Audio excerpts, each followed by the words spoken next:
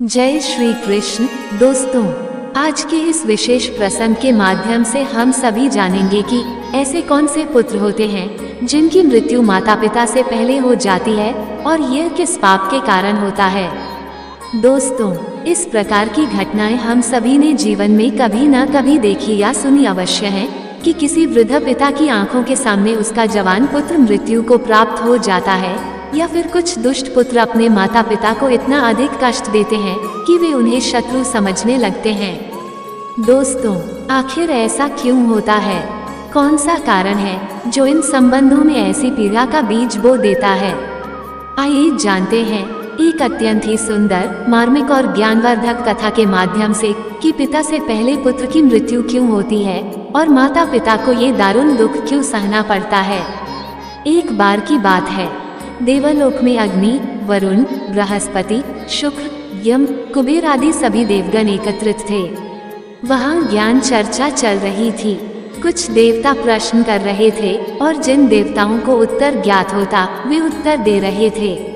जब बारी अग्निदेव की आई तो उन्होंने एक गंभीर प्रश्न सभी देवताओं से पूछा, हे देवगण, मेरा प्रश्न है, ऐसी कौन सी संतान है जिनकी मृत्यु माता पिता की आंखों के सामने हो जाती है? और दूसरा प्रश्न यह है कि किस प्रकार के पुत्र अपने माता पिता को दारुण दुख देते हैं। अग्निदेव का ये गंभीर प्रश्न सुनते ही सभी देवगण मंथन में डूब गए। वे आपस में विचार करने लगे, परंतु किसी के पास स्पष्ट उत्तर नहीं था। दोस्तों, विचार कीजिए, जिस पिता की आंखों के सामने उसका जवान पुत्र मृत्यु को प्राप्त हो जाए, उस पिता के हृदय में कैसी पीड़ा होती होगी। विधि का विधान तो यही कहता है कि पिता पहले इस संसार से विदा हो और पुत्र उसका अंतिम संस्कार करे। लेकिन कई बार ऐसा दुर्भाग्य आता है जब उसी पिता को अपने उन हाथों से अपने पुत्र का अंतिम संस्कार करना पड़ता है जिन हाथों से उसने उसे पाल पोस कर बड़ा किया था। ऐसी अवस्था में पिता जीते जी मृत्यु समान कष्ट भोगता है। इसी प्रकार कई बार कुछ पुत्र इतने निष्ठुर और कृतघ्न होते हैं कि अपने माता पिता को अपमानित करते हैं, मारते पीटते हैं, उनका ध्यान नहीं रखते और उन्हें एकाकीपन की यातना में छोड़ देते हैं। इसी गूढ़ विषय पर देवलोक में जब चर्चा चल रही थी, उसी समय देवर्षि नारद जी वहां पधारे। उनकी वाणी, वीणा और तेज से वहां का वातावरण और अधिक दिव्य हो गया। सभी देवगण खड़े होकर उन्हें नमस्कार करते हैं और पुनः अपने स्थान पर विराजमान हो जाते हैं। फिर नारद जी मुस्कुराते हुए पूछते हैं, हे देवगण, आप सभी इतनी गहन चर्चा में लीन हैं। कृपया बताएं, कौन सा विषय है जिसने आप सभी को व्याकुल कर रखा है। तब अग्निदेव उठकर कहते हैं, हे वीणावादक महात्मा, मेरा प्रश्न है, ऐसी कौन सी संतान है जिनकी मृत्यु माता पिता की आंखों के सामने हो जाती है। और दूसरा प्रश्न, कौन से पुत्र अपने माता पिता को इतना दुख देते हैं कि वे जीवन भर रोते रहते हैं। देवर्षि नारद मुस्कुराए और बोले, हे देवगण, प्रश्न अत्यंत गंभीर है और इसका उत्तर समस्त मानव जाति को जानना चाहिए। ये प्रश्न केवल एक व्यक्ति का नहीं, अपितु समाज, संस्कृति और सनातन धर्म के मूल आधार कर्म से जुड़ा हुआ है। फिर नारद जी बोले, हे देवगण, मनुष्य का जीवन केवल इस जन्म पर आधारित नहीं होता। उसका पूर्व जन्म, पूर्व कर्म और भविष्य का प्रारब्ध सब एक ही सूत्र में बंधे होते हैं। यद्यपि यह आवश्यक नहीं कि संपूर्ण जीवन पूर्व जन्म के कर्मों का फल हो, परंतु कुछ विशिष्ट कर्म ऐसे होते हैं जिनका प्रभाव अगले जन्मों तक चलता है। अब समझिए, मनुष्य के कर्म 3 प्रकार के होते हैं। 1. संचित कर्म, ये हमारे अनेक जन्मों के संचित कर्मों का संग्रह होता है। 2. प्रारब्ध कर्म, ये संचित कर्मों में से वह भाग होता है जो इस जीवन में भोगना तय होता है। 3. क्रियमान कर्म, ये वे कर्म होते हैं जो हम इस जीवन में अभी कर रहे हैं। नारद जी आगे बोले, मित्रों, मृत्यु के बाद भले ही भौतिक शरीर नष्ट हो जाए, परंतु सूक्ष्म शरीर मन, बुद्धि, चित्त, अहंकार आत्मा के साथ रहता है। आपके संबंधी, आपकी संतान, आपका परिवार सब कर्मों के अनुसार ही बार बार जन्म लेकर आपसे जुड़ते हैं। देवगण ये सब सुनकर बोले, हे देवर्षि, आपकी बात हमारी समझ से परे है। कृपया इसे किसी सरल और ज्ञानवर्धक कथा के माध्यम से हमें समझाइए। तब देवर्षि नारद जी कहते हैं, हे देवगण, ध्यानपूर्वक सुनिए, मैं आपको एक ऐसी अद्भुत और शिक्षाप्रद कथा सुनाता हूँ जो स्पष्ट कर देगी कि पुत्र की मृत्यु पिता से पहले क्यों होती है और कौन से पुत्र अपने माता पिता को दारुण दुख देते हैं। नारद जी की बात सुनकर सभी देवगण शांत होकर कथा सुनने के लिए बैठ जाते हैं। प्राचीन काल की बात है, एक गांव में एक किसान रहता था। उसके परिवार में उसकी पत्नी और एक लड़का था। किसान के लड़के का नाम नकुल था। कुछ सालों के बाद किसान की पत्नी की मृत्यु हो जाती है। जिस समय किसान की पत्नी की मृत्यु हुई थी, उस समय उस किसान के पुत्र की आयु मात्र 5 वर्ष थी। कुछ समय बाद किसान ने दूसरा विवाह कर लिया और उसकी दूसरी पत्नी से एक पुत्र पैदा होता है। संयोगवश कुछ समय बाद किसान की दूसरी पत्नी की भी मृत्यु हो जाती है। अपनी पत्नी की मृत्यु से वो किसान बहुत दुखी हो जाता है। फिर वह अपनी पत्नी का पूरे विधि विधान से अंतिम संस्कार करता है। उसके बाद वह घर आ जाता है और अपने दोनों बेटों के साथ अपना जीवन व्यतीत करने लगता है। धीरे धीरे समय बीतता गया और किसान का जो बड़ा बेटा था, जो पहली वाली पत्नी से पैदा हुआ था, वो विवाह के योग्य हो जाता है। तो किसान अपने बेटे के लिए एक अच्छी सी कन्या देखकर उसके साथ अपने बड़े बेटे की बड़ी धूमधाम से शादी कर देता है। फिर एक दिन अचानक से किसान बीमार पड़ जाता है। किसान के बेटे ने अपने पिता का बहुत इलाज कराया, लेकिन बीमारी गंभीर होने के कारण उसकी हालत बहुत खराब हो जाती है और एक दिन किसान की मृत्यु हो जाती है।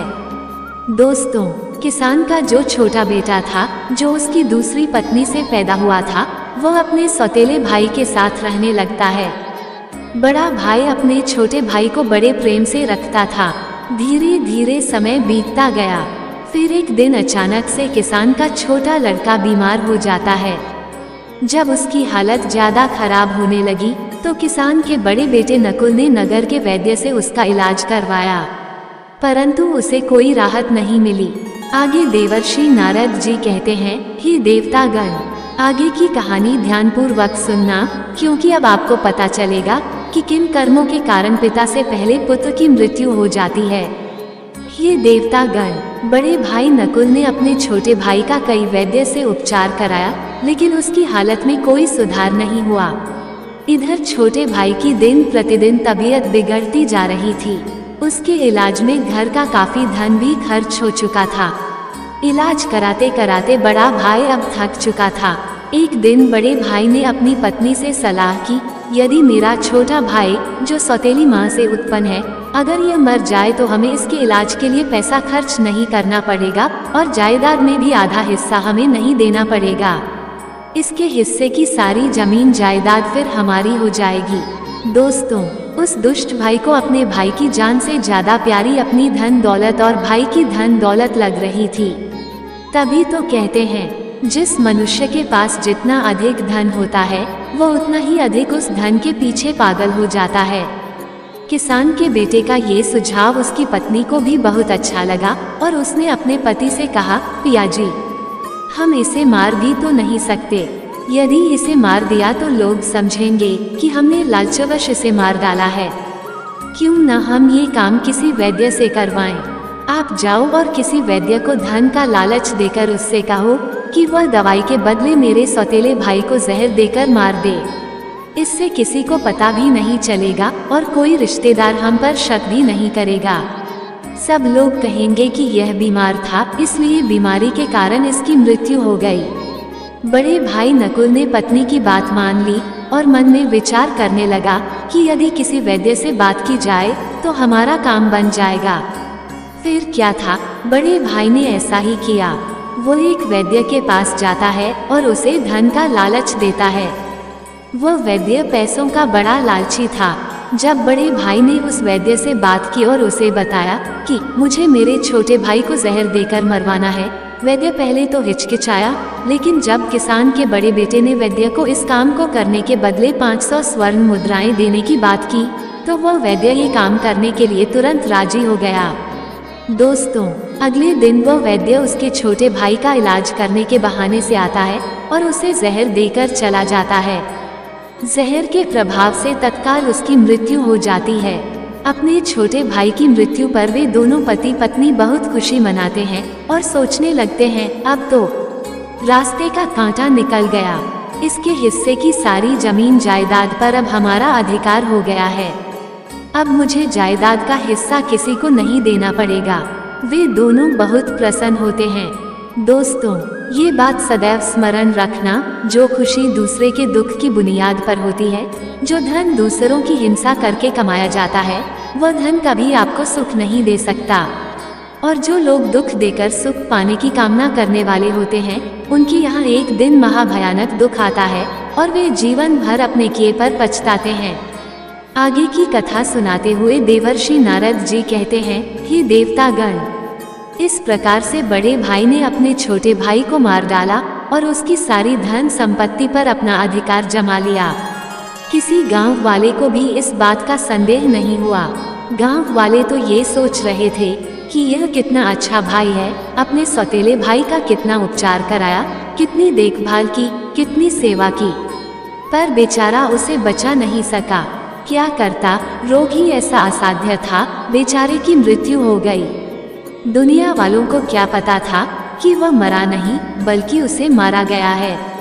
बड़ा भाई सबकी नजरों में अच्छा बनने के लिए पूरे विधि विधान से अपने सौतेले भाई का अंतिम संस्कार कर देता है। उसके बाद वह घर आकर बहुत खुश होता है। धीरे धीरे समय बीतता गया। एक दिन उसकी पत्नी ने गर्भ धारण किया और एक निश्चित समय के पश्चात उसकी पत्नी ने एक लड़के को जन्म दिया। पुत्र प्राप्ति की खुशी में उन दोनों ने घर में भोज कराया, पूरे नगर में मिठाइयाँ बांटी। उसके बाद वे दोनों बड़े ही लाड प्यार से अपने उस पुत्र का पालन पोषण करने में लग जाते हैं। कुछ वर्षों बाद वह लड़का जवान हो जाता है। उसके बाद किसान के बड़े बेटे ने उसके लिए एक सुंदर सी कन्या देखकर उसके साथ अपने बेटे का विवाह कर दिया। बेटे की शादी में खूब धन खर्च किया। बेटे की बहू जब घर में आ जाती है तो वह लड़का कुछ दिनों के बाद अचानक से बीमार रहने लगता है। माँ बाप ने उसके इलाज के लिए बहुत से वैद्य को घर बुलाकर उसका इलाज कराने लगे। जिसने जितना पैसा मांगा उसको उतना पैसा दिया गया। वह इलाज के बदले जो भी धन मांगते वह किसान का बेटा उसे सब कुछ देता था ताकि उसका लड़का ठीक हो जाए।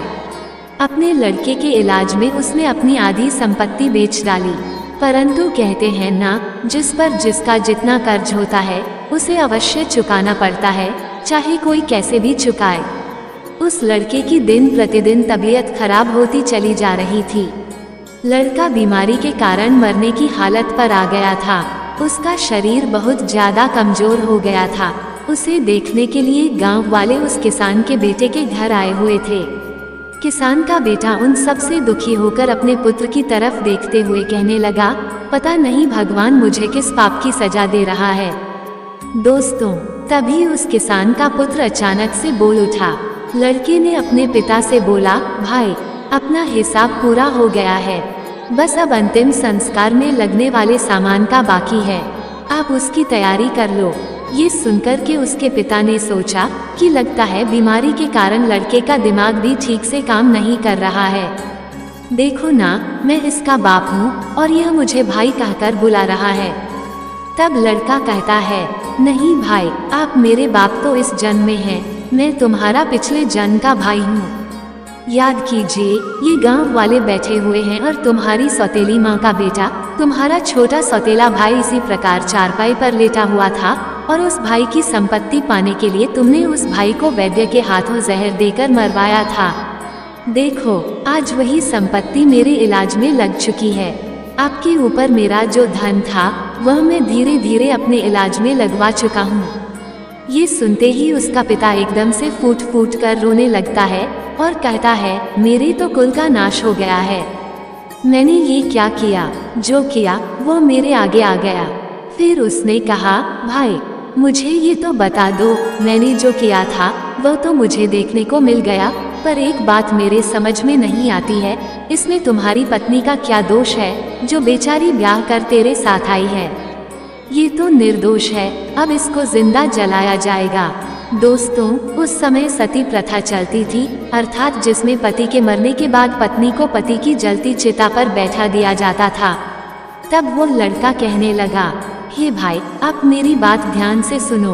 तुमने जिस वैद्य को मेरे इलाज के लिए बुलाया था, उसने आपके कहने पर धन के लालच में मुझे जहर दिया था। याद रखना, जो दुष्ट मनुष्य धन के लालच में किसी निर्दोष व्यक्ति को अकारण ही मारता है, उसको भी उसका फल भोगना पड़ता है।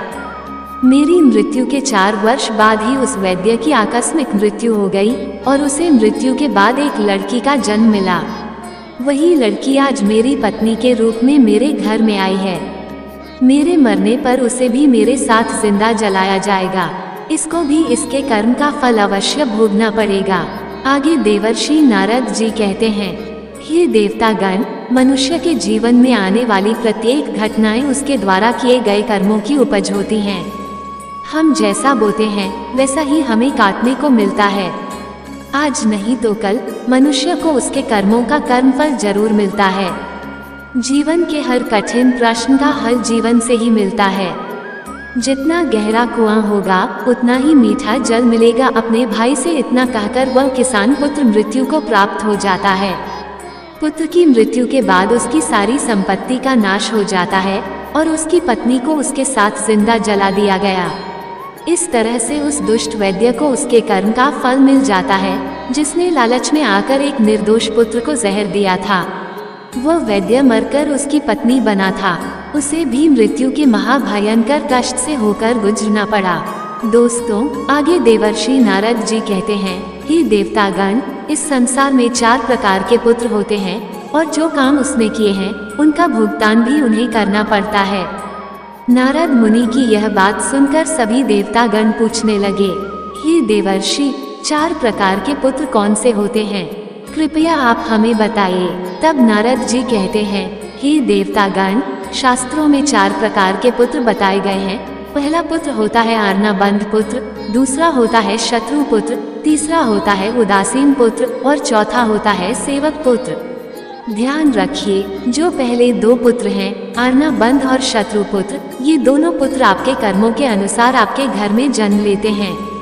इन दोनों पुत्रों की मृत्यु पिता से पहले हो जाती है। अगर किसी पुत्र की मृत्यु पिता से पहले हो जाए तो समझ लेना कि आपके घर में आर्नाबंध या शत्रु पुत्र पैदा हुए थे। धार्मिक मान्यताओं के अनुसार यदि आपने अपने पूर्व जन्म में किसी को किसी भी प्रकार से प्रताड़ित किया है या उसे दारुण दुख पहुंचाया है, तो याद रखना वह व्यक्ति आपसे किसी भी तरह का बदला लेना चाहता है, लेकिन वह किसी कारणवश बदला नहीं ले पाया क्योंकि वह कमजोर था और तड़प तड़प कर मर गया। तो निश्चित मानिए, वह व्यक्ति इस जन्म में आपका पुत्र बनकर लौटेगा और फिर वह अपना बदला पूरा जरूर करेगा। आपको अपनी आंखों के सामने अपने ही पुत्र की मृत्यु देखनी पड़ेगी। इससे बड़ा दुख एक पिता के लिए और क्या हो सकता है कि उसकी आंखों के सामने ही उसके पुत्र की मृत्यु हो जाए। प्रिय श्रोतागण, याद रखना, यदि आपका पुत्र आपको मृत्यु के समकक्ष कष्ट दे रहा है तो समझ लेना कि वह आपके पिछले जन्म का शत्रु हो सकता है या वह व्यक्ति हो सकता है जिसको आपने कभी मृत्यु तुल्य कष्ट दिया होगा। ऐसी संतान आपके जीवन को हर तरह से कष्टों से भर देती है, आपका जीवन नरक बना देती है, आपको मारती हैं, परेशान करती हैं और आपके कुल का विनाश कर देती हैं और एक दिन आपको भी मांगने पर मजबूर कर देती हैं। आगे देवर्षि नारद जी कहते हैं, हे देवतागण, महाभारत का जब युद्ध हो रहा था उस समय भगवान श्री कृष्ण ने अर्जुन को गीता ज्ञान देते हुए कहा था, हे पार्थ, इस नश्वर संसार में जितने भी रिश्ते नाते हैं वे सभी मनुष्य द्वारा किए गए पिछले कर्मों के अनुसार उन्हें प्राप्त होते हैं। इस महाभारत के युद्ध में तुम्हारे सम्मुख जितने भी तुम्हारे सगे संबंधी दिखाई दे रहे हैं, सभी तुम्हारे और उनके पिता का लेखा जोखा है। हे अर्जुन, तुम पूर्व जन्म में जब धर्म के पुत्र नर थे और मैं तुम्हारा बड़ा भाई नारायण था, जिसे तुमने उस समय अपने युद्ध कौशल से पराजित किया था, उसी समय तुम्हारे भाई ने तुमसे बदला लेने के लिए प्रतिज्ञा की थी। वही भाई आज तुम्हारे सामने अपनी हार का बदला लेने के लिए दुर्योधन के रूप में खड़ा है। फिर भगवान श्री कृष्ण कहते हैं, हे पार्थ, प्राणी को अपने कर्मों का फल भोगना पड़ता है। जिसका जिस पर कर्ज होता है वह उसका कर्ज कई जन्मों तक चुकाता है। दोस्तों, यही बात भगवान श्री कृष्ण ने पितामह भीष्म से कही थी। ये बात महाभारत काल की है। महाभारत का भीषण युद्ध समाप्त हो चुका था। विजेता पांडव सभी भाइयों सहित भगवान श्री कृष्ण के साथ पितामह भीष्म का आशीर्वाद प्राप्त करने गए थे। तभी पितामह भीष्म ने भगवान श्री कृष्ण से पूछा, हे वासुदेव, मैं अपने किन कर्मों की वजह से नुकीले तीरों से बनी इस शैया पर असहाय कष्ट भुगत रहा हूँ। तभी श्री कृष्ण ने मुस्कुराते हुए पूछा, हे पितामह, क्या आपको अपने पिछले जन्मों के कर्म याद हैं? पितामह बोले, हे वासुदेव, मुझे मेरे पिछले 100 जन्म के कर्म याद हैं और इनमें मैंने कभी किसी का बुरा नहीं किया। पितामह भीष्म की बात पर सहमति जताते हुए भगवान श्री कृष्ण ने कहा, हे पितामह, आपने 100 जन्मों में कोई भी पाप नहीं किया। आपको ये सजा आपके 100 पहले जन्म की मिल रही है। 100 पहले जन्म में आप एक राजा थे। एक बार आप शिकार खेलकर जंगल से गुजर रहे थे और शिकार करने के कारण आप बहुत थक गए थे। फिर एक पेड़ के नीचे कुछ देर आराम करने के लिए बैठ गए। तभी उस वृक्ष पर से एक कीड़ा आपके ऊपर गिरा। आपने गुस्से से उस कीड़े को अपने बाण से उठाकर पीछे फेंक दिया। वो कीड़ा पीछे कांटों के ऊपर पीठ के बल गिरा और उसकी पीठ में नुकीले कांटे घुस गए। उस कीड़े ने उन कांटों से निकलने की बहुत कोशिश की, परंतु जितनी कोशिश करता कांटे उसे उतना कष्ट देते थे। इस अवस्था में कई दिन तक वह कीड़ा जीवित रहा। उसकी तकलीफ में आपका नाम दर्ज हो चुका था, लेकिन आपके पुण्यकर्म इतने प्रबल थे कि वह पाप फलित नहीं हो पा रहा था। इस बात को सुनकर पितामह बोले, फिर आज क्यों? पितामह के इस सवाल पर श्री कृष्ण ने उन्हें बताया, दुर्योधन की सभा में जब द्रौपदी का चीरहरण हो रहा था तब उसे बचाने में आप समर्थ थे। इसके बावजूद भी आपने दुर्योधन को रोकने की कोई कोशिश नहीं की। उसी समय आपका सारा पुण्य क्षीण हो गया और 101 जन्म पहले के इस पाप को फलित होने का मौका मिल गया और उसी का परिणाम आज आपको भुगतना पड़ रहा है। दोस्तों, जब हम जन्म लेते हैं या फिर जब हम गर्भ में रहते हैं, तब हम ईश्वर से यही प्रार्थना करते हैं कि इस बार जन्म लेने के उपरांत हम अच्छे कर्म करेंगे। लेकिन जन्म लेने के उपरांत हम उन बातों को भूल जाते हैं, मोह माया के वश में हो जाते हैं। कर्म के फल कभी ना कभी मिलते ही हैं। इसलिए पृथ्वी पर निवास करने वाले प्रत्येक प्राणी को उसके द्वारा किए गए कर्मों का फल भोगना ही पड़ता है और कर्मों के अनुसार ही जन्म होता है। इसलिए कभी किसी प्राणी को नहीं सताना चाहिए, भले ही वह छोटा सा कीड़ा ही क्यों ना हो। दोस्तों, आगे देवर्षि नारद जी कहते हैं, हे देवतागण, जो 2 तरह के पुत्र होते हैं, आर्ना बंध पुत्र और शत्रु पुत्र, जिनके हम कर्जदार हैं और जिनका हमने ऋण लिया है और वह ऋण वापस नहीं दिया तो वह ऋण हमें चुकाने पड़ेंगे। यदि इसी जन्म में चुका दिए तब तो बहुत अच्छा है, और यदि वह दूसरे जन्म में चले गए तो आपको भी यही दारुण दुख झेलने को मिलेगा। वह पुत्र के रूप में जन्म लेगा या भाई के रूप में जन्म लेगा या आपके प्रिय संबंधी के रूप में जन्म लेगा, या फिर आप गधा बनेंगे या बैल बनेंगे, किसी ना किसी रूप में आप उन पैसों को चुकाएंगे। आपको कर्ज तो जरूर चुकाना पड़ेगा, यही शाश्वत विधि का विधान है और यही अटल सत्य है। हे देवतागण, इस प्रकार से आर्ना बंध और शत्रु पुत्र की मृत्यु पिता से पहले हो जाती है और बाकी के जो 2 पुत्र होते हैं उनमें से सेवक पुत्र सबसे श्रेष्ठ पुत्र होता है। ये पुत्र आपको तब मिलता है जब आपने अपने पिछले जन्म में निस्वार्थ भाव से किसी व्यक्ति या गौ की सेवा की होगी, तो वह व्यक्ति इस जन्म में आपको सेवक पुत्र के रूप में प्राप्त होता है और आपकी सारी उम्र सेवा करता है, क्योंकि आपने पिछले जन्म में अच्छे कर्म किए थे। नंबर 4, जो उदासीन पुत्र होते हैं, इनको अपने माता पिता से कोई लगाव नहीं होता है। उनके दुख सुख से इन्हें कोई वास्ता नहीं होता। ये पुत्र विवाह होते ही माता पिता का त्याग कर देते हैं।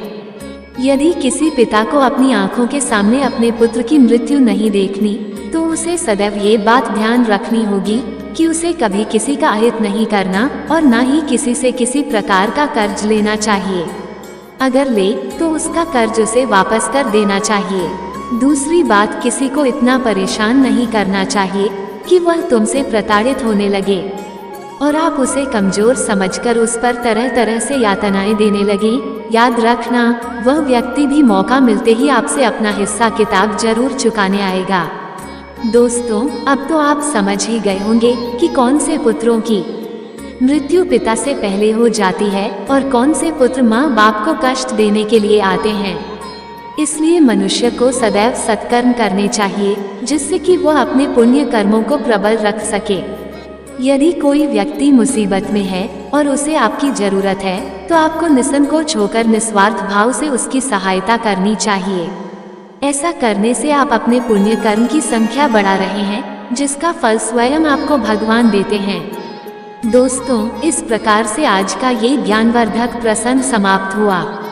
प्रेम से बोलिए जय श्री हरि विष्णु। ऐसे ही और भी रोचक और आध्यात्मिक वीडियो के लिए चैनल को सब्सक्राइब कर लें। दोस्तों, आपको ये कथा कैसी लगी कृपया कमेंट करके जरूर बताएं। वीडियो पसंद आया हो तो लाइक करें और अपने दोस्तों के साथ शेयर करें। कमेंट बॉक्स में जय श्री कृष्ण लिखना ना भूलें। फिर मिलते हैं एक और दिलचस्प वीडियो के साथ। धन्यवाद। जय श्री कृष्ण।